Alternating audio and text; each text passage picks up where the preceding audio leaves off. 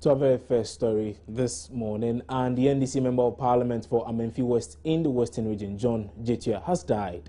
He's reported to have died Tuesday afternoon after a short illness. Wife of the late MP told sister station Adom FM the MP was rushed to the hospital when they found him unconscious in his room on Tuesday.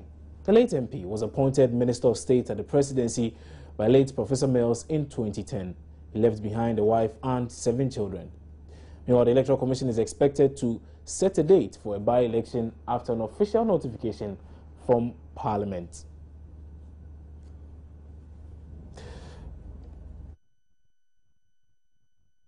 We'll bring you much more on that particular story, including the sentiments being shared by some of his colleagues from Parliament. But away from that, and Director General of the National Development Planning Commission, Dr. Nimoy Thompson, is calling on Ghanaians to have faith in the proposed 40-year plan by the Commission.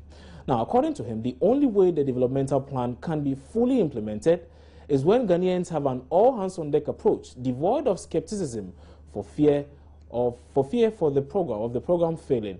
He adds that though it is a 40-year development agenda, implementation will be on a 4-year basis. It's actually a succession of 4-year development plans, 10 of them, that adds up to 40, that just happens to coincide with our 100th anniversary. So it really doesn't matter the length. You could have a 10-year development plan. If you don't have good institutions, you cannot implement them. You can have a 40 or 50-year development plan, which other countries or other economic areas do have. And if you have very good institutions, you can attain them. But then again, as I said, nothing in the 40-year development plan will be cast in stone. Parliament will have the option of reviewing the higher level goals every 10 years. Any party in power at any time will have the option to review its plan within the 4 years. So it's a fairly flexible thing. The advantage is that it gives us a vision to work towards. That's the overall advantage. We can just decide to have a succession of 4-year plans without a long-term strategic context. In that case, we have no vision. We are simply muddling through. But the advantage, we shouldn't play down the advantage of having a strategic context. It's like the long-term development plan is actually a strategic plan. The first one starts in 2018 and ends in 2021. There's also think that our institutions don't work, and so it'll be difficult for us to implement the plans, no matter how good they are. That's why we have proposed institutional modernization. Institutions all over the world are never stagnant. They are dynamic. You have to keep working on them. What worked in 1990 may not necessarily work in 1995 or 2000. So it's a continuous process. Taking into consideration the changing times, modernity and all of that? Most definitely. You see, no matter what happens, people talked about technology and so forth and so on. Technology only represents the tools for achieving your objectives. So the issue of social justice remains the same, whether it's a question of everyone having a mobile phone or everyone having a fixed line in the past. But the objectives remain the same, the ideas remain the same. It's the instruments that will change, and then we adjust accordingly. Now, Accra will play host to a 3-day program next month to find innovative solutions to problems facing African cities.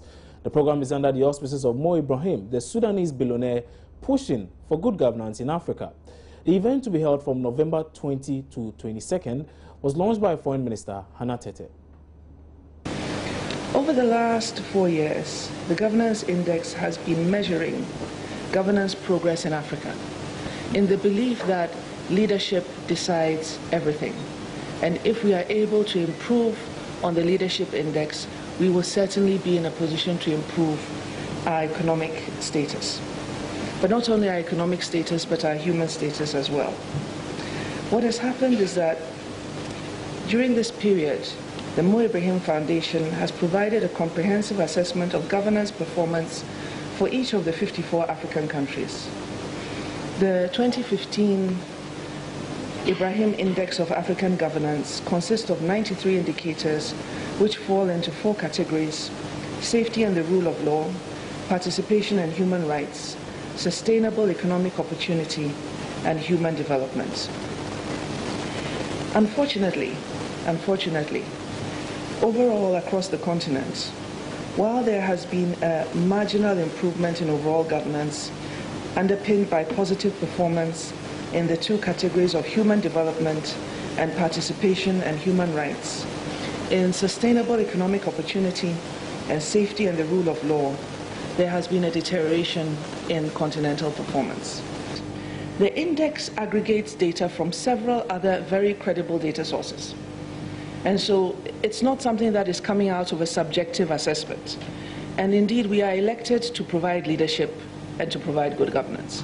So if you are paying attention to what is going on and you are looking at all of those indicators and criteria and you want to make a difference, you will have to pay attention to what the index says and base your efforts at policy reform, policy improvement and implementation on all of that. I have had the opportunity to go through the data that the foundation uses to make its assessments, and I can say that the analysis is very rigorous, and it's an aggregation of data from various very credible sources, and it's on that basis that they go ahead to make the assessment. And so we can take it that the governance index is a reflection of ourselves and is a challenge to us to do better because we believe that we can.